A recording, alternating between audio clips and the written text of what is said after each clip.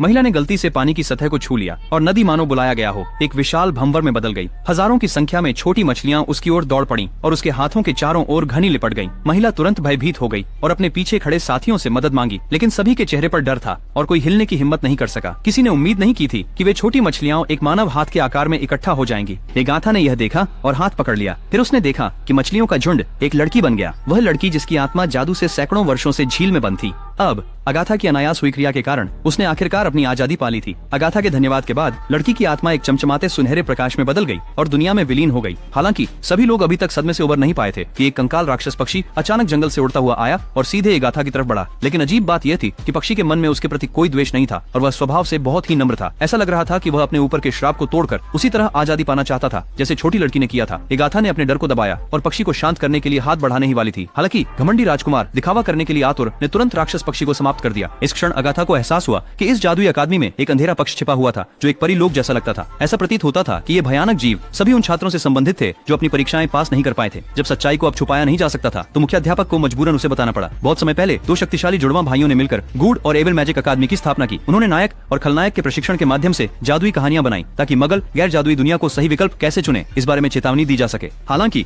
हर कहानी में नायक जीतता था और खलनायक केवल हार का सामना कर सकता था और धीरे धीरे भुला दिया जाता था। इसने छोटे भाई के दिल में नाराजगी भर दी जो अंततः एक संकट में बदल गई।